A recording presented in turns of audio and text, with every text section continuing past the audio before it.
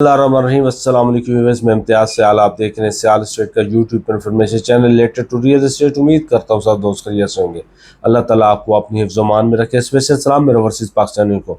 आज हम बात करेंगे, कंपेयर करेंगे जिस तरह हम पहले करते रहे। मैं इंडिविजुअली फेज़ के ऊपर भी बात करता हूँ और आज हम कॉमन 3 फेजेस को हम डिस्कस करेंगे कि उसके अंदर आप इन्वेस्टमेंट करके फ़ायदा कितना उठा सकते हैं। मीन्स के ये मुख्तलिफ वीडियोस टाइम पे आती रहती हैं, कोई सुनता है कोई नहीं सुनता, लेकिन मैं शुरू से नहीं कहता कि बड़ी इन्फॉर्मेशन होगी इस वीडियो के अंदर, लेकिन आपने एंड तक देखनी है तो फिर आपको आइडिया हो जाएगा कि इसके अंदर हम क्या चीज़ कंपेयर करने जा रहे हैं।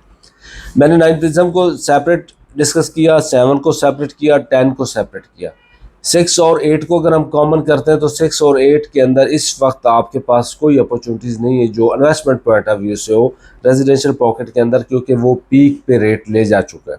अब हमारे पास गुंजाइश बचती है 7 के अंदर इन्वेस्टमेंट पॉइंट ऑफ व्यू से, या प्रिज्म आइडियल है और सबसे आइडियल मैं 10 को कहता हूँ। इन तीनों में से 10 को मैं ज़्यादा रिकमेंड क्यों करता हूँ, ये चीज़ें आपके सामने रखनी है। फेज 7 के अंदर इस वक्त अगर हम मिनिमम प्लाट लगाएं तो वो 2.25 करोड़ रुपए का है और मैक्सिमम 4 करोड़ रुपए का रेट है। 9 प्रिज्म में अगर आप मिनिमम प्लाट लगाएं तो कनाल का 1 करोड़ 65 लाख का रेट है और मैक्सिमम 3 करोड़ 10 लाख रुपए का रेट है। अब हमने देखना है कि इन दोनों में से इन्वेस्टमेंट हम किस फेज में करें। अगर आप, क्योंकि मैच्योर दोनों है, पोजेशन 7 में कंप्लीट है, 9 प्रिज्म में आधा पोजेशन है आधा पोजेशन नहीं है। 9 प्रिज्म में घर भी नहीं बने उतने, 7 में घर काफ़ी बन चुके हैं। इनको अगर घरों की निस्बत से कंपेयर करें तो 7 बेनिफिट लेता है, 7 फर्स्ट आता है। लेकिन हम अगर लोकेशन को डिस्कस करें तो मेरे ख्याल में 9 प्रिज्म बेस्ट है कि 9 प्रिज्म फ्यूचर में आपको बहुत ज़्यादा फ़ायदा देगा। वहाँ पे उसकी जो अप्रोचेज़ हैं, वो उसकी जो लोकेशन है, उसका जो रोड नेटवर्क है, उसकी जो जदीद डेवलपमेंट है, उसके हिसाब से मैं देखता हूँ उसके अंदर जो प्रोजेक्ट हैं, कंप्लीट थीम पार्क है, गोल्फ है, इंडिपेंडेंट गोल्फ है, गोल्फ में कितने प्रोजेक्ट बनते हैं, जून है, 3 जून है, कमर्शियल एक्टिविटी के हिसाब से 150 फीट रोड की अप्रोच से, रिंग रोड की अप्रोच की वजह से उसमें काफ़ी आपको बेनिफिट हो सकता है। इंडिपेंडेंट हॉस्पिटल है उसमें, इंडिपेंडेंट कॉलेज है उसके अंदर, ओवल है, ओवल कम्प्लेक्स के अंदर काफ़ी चीज़ें हैं, जून कमर्शियल है उनके अंदर काफ़ी एक्टिविटी बनेगी, बड़े जून 2 के अंदर अपार्टमेंट्स हैं।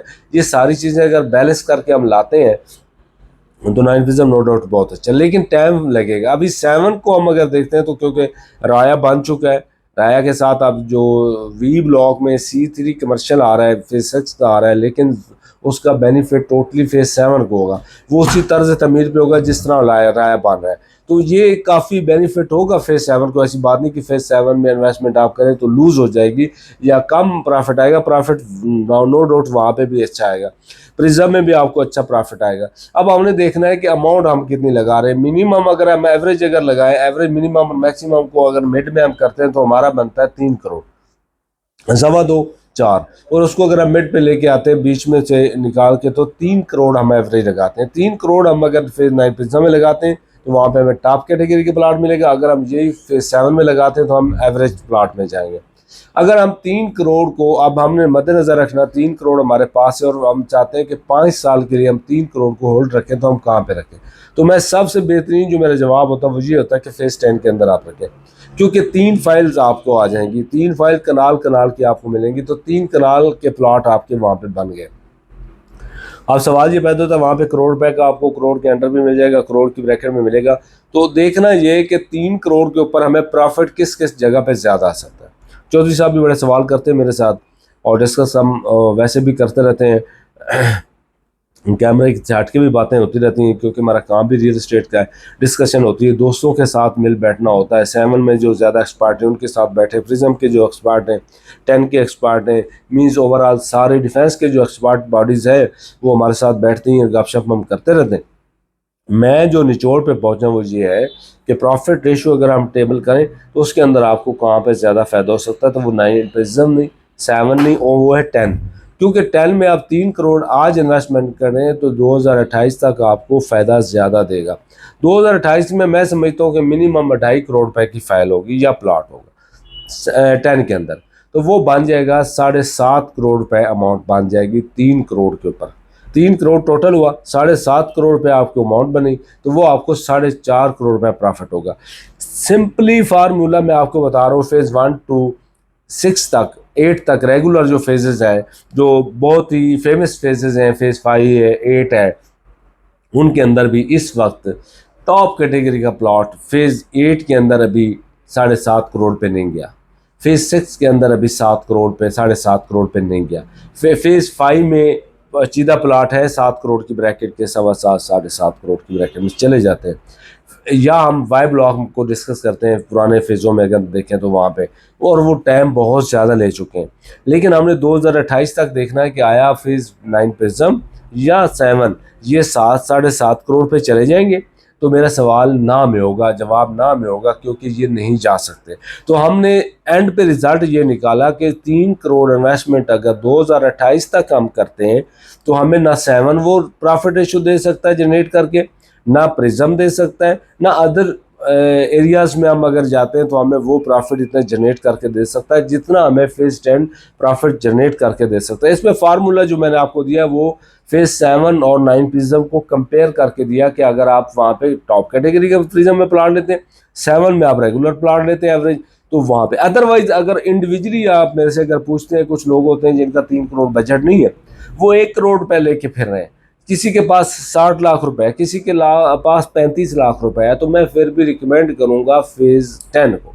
10 में वही रेशो के साथ आपको प्रॉफिट आएगा जो मैंने आपको बताया, यानी कि अगर हम 100% जो सा प्रॉफिट लगाते हैं तो 6 करोड़ बनेगा 3 करोड़ का, तो 1.5 करोड़ ऊपर, यानी कि हम अगर 100 नहीं 150% प्रॉफिट, यानी कि 150% प्रॉफिट रेशो जो है इस वक्त जो मैं रेशो दे रहा हूँ फेज 10 की, ये ना 9 प्रिज्म अफोर्ड कर सकता है, ना 7 ना 6 ना 8, कोई फेज भी नहीं अफोर्ड करता जितना कि फेज 10 ने। और ये क्या होता है असल में, रीज़न क्या है? रीज़न ये होती है कि मैं 2003 से काम कर रहा हूँ रियल एस्टेट का, भी 20 साल हो गए मुझे, मैं देख रहा हूँ इसमें कि हमने सारे फेजेस को अर्ली स्टेज पे देखा है। अर्ली स्टेज पे देख के अभी पीक भी उनकी देख लिया हमने, 8 हमारे साथ पीक पे लिया, 6 हमारे साथ पीक पे गया, 5 हमारे पास पीक पे गया, सारे फेजेस हमारे सामने गए पीक पे। क्या होता था कि अर्ली स्टेज पे जो लोग इन्वेस्टमेंट करते थे उन लोगों ने आज तक ज़्यादा प्रॉफिट कमाया। जो शॉर्ट टर्म में यूज़ करते हैं, जिस तरह के शॉर्ट टर्म में भी फ़ायदा होता है, होता कब है, जैसे कि अब 2020 जून के बाद और 2022 ये गवर्नमेंट चेंज होने से पहले तक जो मार्केट का रिदम था, ये टाइम जो होता है ये कभी कभी आता है। जब ये टाइम आता है तो फिर हमारे फार्मूले फेल हो जाते हैं। मीन्स कि हम जो असेसमेंट कर रहे होते हैं, आपके सामने वीडियोस में देता था, एक वीक में कोई रेट होता था, दूसरे वीक में हर महीने के अंदर रेट 50 लाख तक ऊपर गया, 30 लाख तक ऊपर गया, 20 लाख तक ऊपर गया। तो हमारी असेसमेंट वहाँ पे अल्हम्दुलिल्लाह हमने तो बड़ी ज़बरदस्त असेसमेंट साथ में कैरी की। अदरवाइज हर बंदा उस असेसमेंट को फॉलो नहीं कर पाता, उस असेसमेंट को असेसमेंट ही नहीं कर पाता, उसकी असेसमेंट ही नहीं कर पाता कि वो कहाँ पे जाके करेगा। लेकिन ये पीरियड चल रहा है, इसमें क्योंकि सारी चीज़ थमी हुई है, रुकी हुई है, तो हमें एवरेज का पता होता है। फिर हम पास में जो हमने डील किया हुआ फेजेस हैं उनकी एवरेज हम निकाल के बताते हैं आपको कि यहाँ पे ये फेज स्टैंड करता है, इस पीरियड में इतने टाइम तक ये फेज स्टैंड करेगा। ये सारी चीज़ें फिर हमें आइडिया होता है कि हम कहाँ पे खड़े। तो आज का जो टोटली वीडियो का निचोड़ ये था कि हम 3 फेजेस के अंदर आप इन्वेस्टमेंट करने जाते हैं तो कहाँ पे करनी चाहिए। अगर आप घर बनाने चाहते हैं 7 नो डाउट आइडियल है, फेज 9 पिज्जा में नो डाउट मैं फेज 9 को फिर भी ज़्यादा रिकमेंड करता हूँ कि फेज 9 में घर बनाने के लिए या शॉर्ट टर्म के लिए 2 साल के लिए आप इन्वेस्टमेंट करना चाहते हैं तो फेज 9 पिज्जा भी बुरा नहीं। बट अगर आप तीनों का निचोड़ निकालते हैं और 2028 का पीरियड मुझे देते हैं तो मैं आपको रिकमेंड करूँगा कि फेज 10 के अंदर आप जाएँ, वहाँ पर आप इन्वेस्टमेंट करें, आपको फ़ायदा होगा। अगर हम टाइम फ्रेम के हिसाब से ऑन ग्राउंड रियलिटी के हिसाब से डिस्कस करते हैं, अदरवाइज़ अगर हम डिस्कस करते हैं कि हमारे पास ये पैसे हैं 3 करोड़, तो इनको हम कहाँ पे यूज़ करें और कितना फ़ायदा होगा, तो वो मैं फेज़ 10 को करता हूँ। तो उनमें फेज़ 10 ही बेहतरीन है जहाँ पे आपको ज़्यादा प्रॉफिट आ सकता है, क्योंकि कनाल की कैपेसिटी होती है वहाँ पे जाकर रुक जाता है। और 5 मरला की कैपेसिटी, 10 मरला की कैपेसिटी, कमर्शियल की कैपेसिटी, 2 कनाल की कैपेसिटी, तो हर चीज़ की एक कैपेसिटी लिमिट्स होती हैं बढ़ने की, वो रुक जाती हैं, उसके बाद उनकी ग्रोथ नहीं होती। लेकिन हम देखना कि जो फॉर एग्जाम्पल एक 20 साल का बच्चा है, उसको आप जितना मर्जी खिला पिला लें वो उसकी हाइट नहीं बढ़ेगी उतनी जितनी कि आप 2 साल के बच्चे के ऊपर करें मेहनत, तो वो ज़्यादा हाइट बढ़ेगी, क्योंकि उसकी एज और उसकी जो लिमिट्स है वो रहती हैं काफ़ी।